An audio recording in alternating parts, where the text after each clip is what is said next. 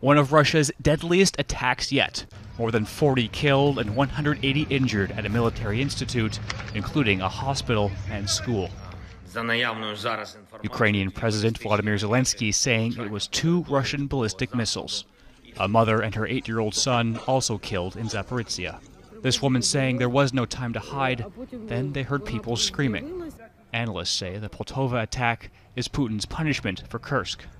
These attacks are almost telling the West, well, what are you going to do about it? Zelenskyy has repeatedly asked NATO for long-range weapons to defend against these attacks, saying Ukraine can use them to destroy Russian aircraft on the runway before they strike. It's much more efficient defense. It's much better to kill the archer than to try to stop the arrows from flying. He repeated it on Monday with the Dutch Prime Minister, but allies, especially the U.S., haven't yielded.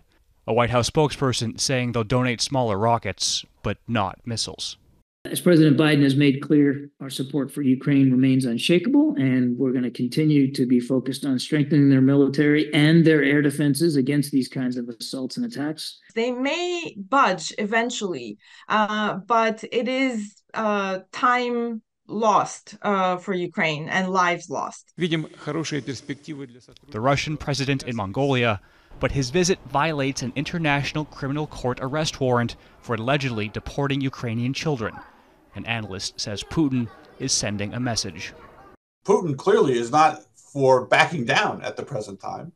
He feels that he can actually bring Ukraine to the ground. Pomerantz says any damage Ukraine inflicts on Russia is tied to Putin, fueling the war to continue, while Ukraine continues to hope and wait for more help from allies. Nathaniel Dove, Global News.